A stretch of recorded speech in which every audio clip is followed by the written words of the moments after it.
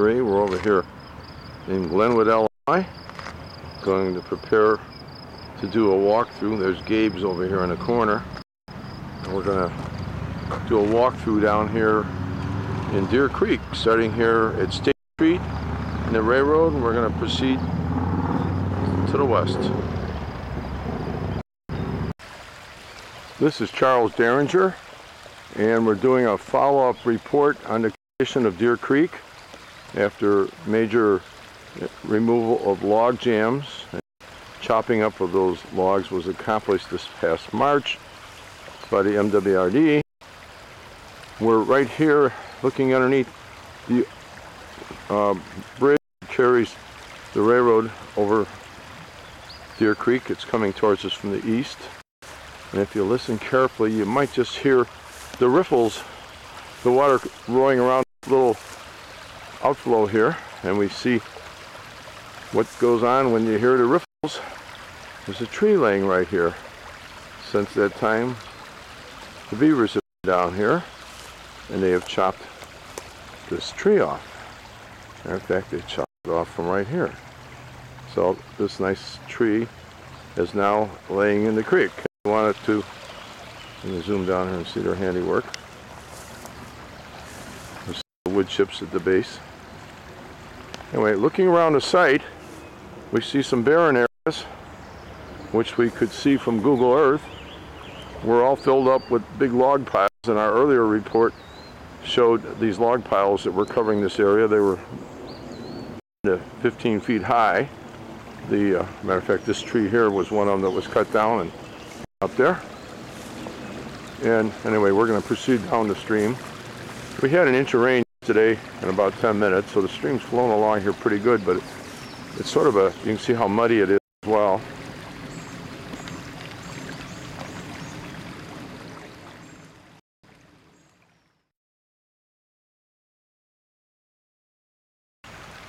We proceeded down the stream 50 to 100 yards. We're looking up here at a failure of the side of the bank. Close to 50 feet or more as the stream is washing around. It'd be a pretty nice canoe ride through here on a day like this. Now we're going to continue on. Nothing too more significant than that. We're down another 100 yards and we see a tree standing out here holding up the bank. It's right on the edge here. The stream's running pretty straight at this point. And we look back in on the south bank and we can see some trees laying down in the floodplain. And we look further up here. I'd estimate the 500-year floodplain is at the top of those hills where there's other trees laying there.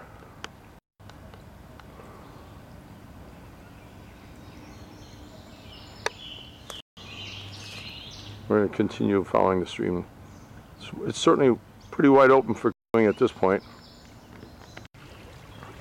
We can now see the stream is diverting around a little island where some trees have held their ground against the stream. It looks like we could get through with the canoeing, with our canoes on either side of this.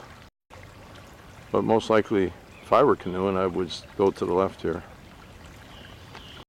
I'm walking on the right side of the creek, and we see some evidence of there's an old tire right down in here. It's washed down the stream. There's quite a few tires seem to get discarded.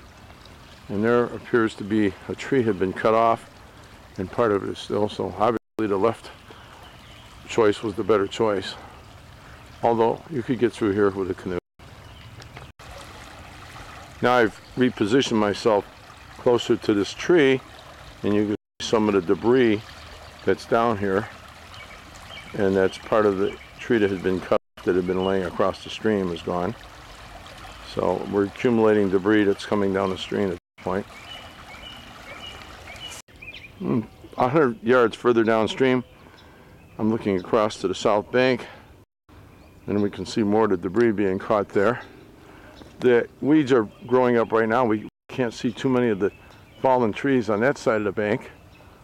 And over here we have the remnants of one of the bigger log piles that had been accumulated and chopped up here. And up here in the back we can see some of the trees had been overhanged and had broken off and they're dead. They're within 25 to 50 feet of the stream, which is right over the bank there. So they may be coming down shortly. We're looking to the south bank again, and we see some evidence of some major trees here had been cut off. They were leaning over the stream. It's certainly pretty open. So some of the trees from the other bank have been removed. They were pretty well hanging over, as pictures from Google Earth show the stream to be pretty well covered with these trees leaning in from both sides. We've got one up here that's acting as a little stabilizing island out here. We're now down a little further here, and I noticed some more beaver activity. I think, maybe not. Maybe that was from the equipment that had come through the site here. Although it looks like it's been peeled off.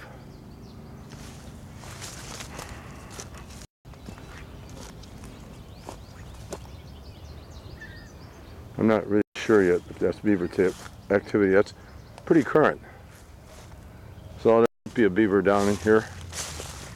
It's close enough to the stream.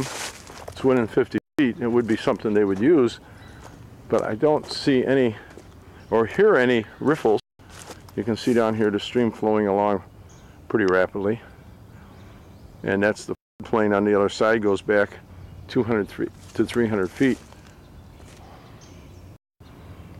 And there's some debris laying up there because no work was done on that side. We're looking upstream right here, looking at the bank where there's no work done. We see some evidence of a tree having been cut off and some branches laying on the bank. That's all in the floodplain that floods pretty readily when we get a significant storm. Over there it looks pretty clear.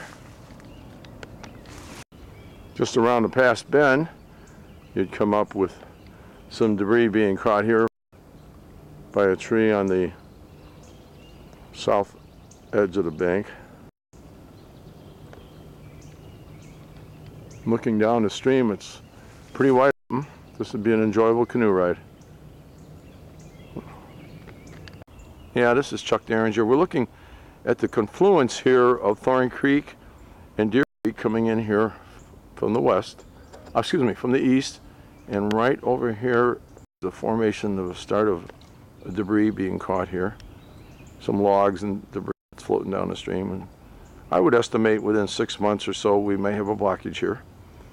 Or it may get pushed on further down the stream if we get a real good gully washer. And looking up this way, we have Thorn Creek, which extends down from Moni, Illinois, past Governor State University, and looks like it's pretty open, at least to Joe R. Road. So we'll be running some canoeing projects down here this summer. And I'm just at the end of my report here on the Thorn Creek watershed, and the maintenance was done in the spring of 2010. Thanks for looking and being interested. Yeah, this is Chuck Derringer and Joey from Chicago Heights. Down here fishing at the Thorn Creek confluence with Deer Creek. And he's telling me about a bowfin he caught here. Bowfin. A bowfin fish, which is an unusual type of fish. I'm going to have to do a little research on that. And of course the salmon come through here from Lake Michigan every fall.